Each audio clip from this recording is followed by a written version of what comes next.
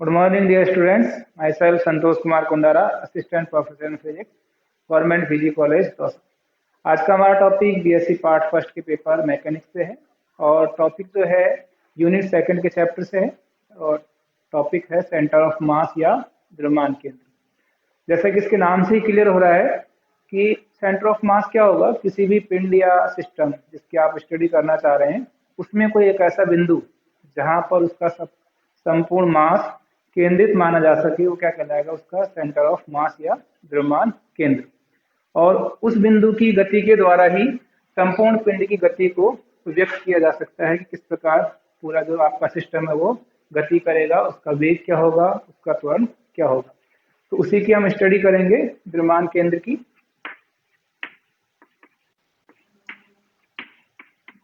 द्रव्यमान केंद्र, सपोज ये कोई आपका सिस्टम है जिसमें कई सारे कण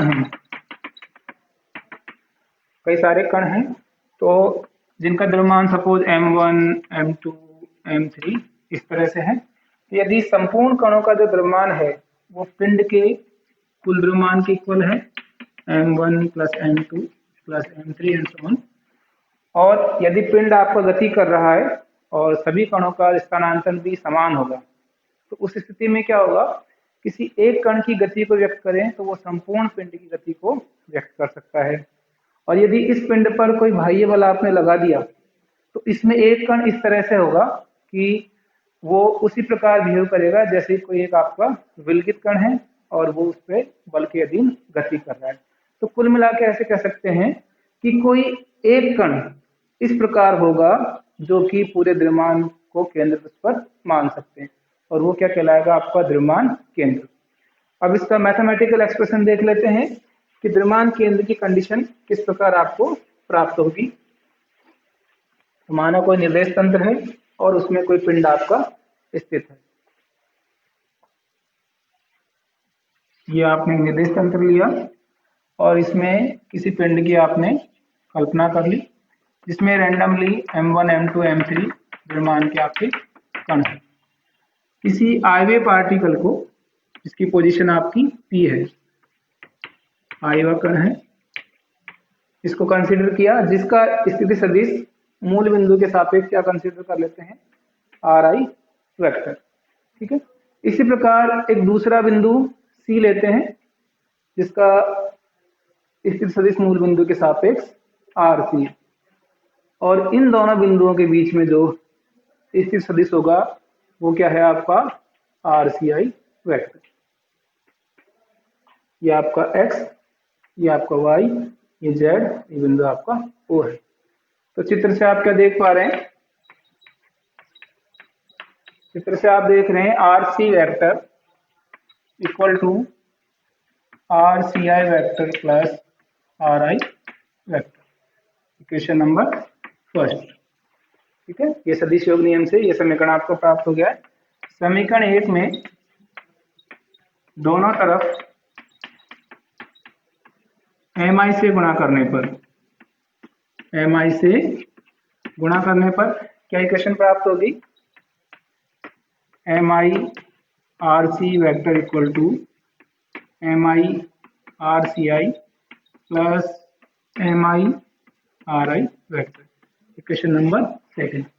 अब इस समीकरण का i के सापेक्ष समेशन ज्ञात करते हैं। तो i summation mi rc vector equal to mi rci vector plus summation i mi ri vector, equation number third. समीकरण 3, यहाँ फोकस करिए, यदि मान इस तरह से हो कि ये वाली टर्म आपकी जीरो हो, ये वाली टर्म आपकी क्या हो, जीरो हो, तो क्या इक्वेशन प्राप्त हो जाएगी आपके पास, i mi rc equal to summation i mi ri vector, equation number 4। इस स्थिति से आप एक नई कंडीशन प्राप्त करेंगे। समीकरण 4 को और कैसे लिख सकते हैं हम, rc summation i mi equal to summation I M I R I vector और R C equal to summation I M I R I vector upon summation M I. Equation number 5। अब यहां देखिए समीकरण 5 या फिर आप कह सकते हैं इससे पहले वाली जो समीकरण है वो आपकी द्रव्यमान केंद्र के जो स्थिति सदिश है उसको व्यक्त करेगी आर सी। ठीक है, R C vector equal to क्या है, summation M I R I vector upon summation M I. अब इसके लिए क्या कंडीशन जरूरत है आपको, summation M I R C I equal to 0 आपका होना चाहिए, जब जाके ही जो बिंदु सी पर जो आपका कण है वो द्रव्यमान केंद्र को व्यक्त करेगा। दूसरी स्थिति आप कह सकते हैं समीकरण नंबर, इससे ले लीजिए समीकरण 4 से। समीकरण 4 से क्या प्राप्त होगा, यदि जी से दोनों तरफ गुणा कर दिया जाए, summation M I G R C equal to summation I M I G R I vector. Equation number 6। ये भी एक इंपॉर्टेंट कंडीशन है। यहाँ देखिए समीकरण 4 समीकरण 6 किसको व्यक्त कर रहा है कि भिन्न भिन्न पार्टिकल जो कि आई वी स्थिति पर है 1 2 3 4 उनके द्रव्यमान के सापेक्ष मूल बिंदु के सापेक्ष जो आघूर्ण है वो बिंदु सी पर जो स्थित है द्रव्यमान उसके आघूर्ण के बराबर होगा। उस स्थिति में ही बिंदु सी आपका क्या कहलाएगा, सेंटर ऑफ मास कहलाएगा। तो ये दो स्थितियां हैं, समीकरण नंबर 5 और समीकरण नंबर 6, जो कि द्रव्यमान केंद्र की स्थिति को व्यक्त कर रही है। अब हम देखते हैं कि द्रव्यमान केंद्र का वेग क्या है और इसका त्वरण क्या है। अभी तक आपने क्या प्राप्त कर लिया, इसकी स्थिति को प्राप्त किया है।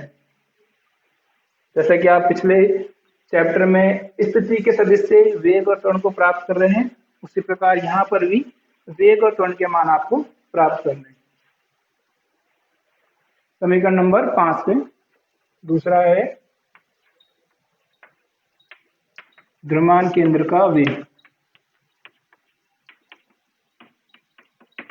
इसके लिए समीकरण 5 का डिफरेंशिएट कर देंगे टी के सापेक्ष। समीकरण 5 का अवकलन टी के सापेक्ष करने पर क्या इक्वेशन प्राप्त होगी आपको, D upon D T R C M vector equal to D upon D T summation I M I R I vector upon summation M I. ठीक है, समीकरण नंबर 5, इसको हम कह सकते हैं I M I D R I upon D T upon summation M I, और it will be VCM summation M I V I upon summation M I. क्या कर लिया, ये डिफरेंशिएट होगा R I vector D R I upon D T, it will be V I vector, और ये जो अवकलन है इट कहलाएगा VCM, जो कि द्रव्यमान केंद्र का वेग आप कह सकते हैं। तो VCM will be equal to summation M I V I upon summation M I. इसी प्रकार त्वरण का मान आप ज्ञात करेंगे, द्रव्यमान केंद्र के त्वरण का मान क्या होगा, उसके लिए आप इस समीकरण का, समीकरण नंबर 7, तीसरा टॉपिक है आपका द्रव्यमान केंद्र का त्वरण। इसके लिए आप पुनः समीकरण 7 का अवकलन कर दीजिए टी के सापेक्ष, तो यह हो जाएगा D VCM upon D T equal to D upon D T summation M I V I upon summation M I. अवकलन करेंगे तो मान प्राप्त होगा आई एम आई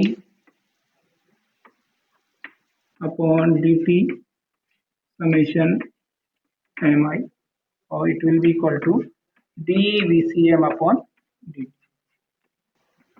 ये जो मान प्राप्त होगा ACM होगा, जो कि द्रव्यमान केंद्र के त्वरण को व्यक्त करेगा, और राइट हैंड साइड में M I A I upon summation M आई।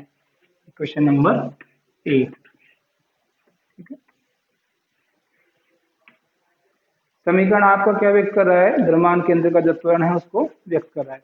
ये सारे जो इक्वेशन आपने स्थिति का प्राप्त किया है, वेग का प्राप्त किया है और त्वरण का, ये आई वी पोजिशन पर है। किसी भी पिंड में कई सारे कण हो सकते हैं, 1 2 3 4 से लेके n तक, उन सब के सापेक्ष आप अलग अलग मान प्राप्त कर सकते हैं। तो नेक्स्ट वीडियो में हम यही देखेंगे कि जो द्रव्यमान केंद्र की स्थिति है वो 2 कणों के लिए क्या है, n कणों के लिए क्या है, और उनके वेग और उनके जो त्वरण है उनके मान क्या प्राप्त होंगे। आज की वीडियो में इतना ही, धन्यवाद।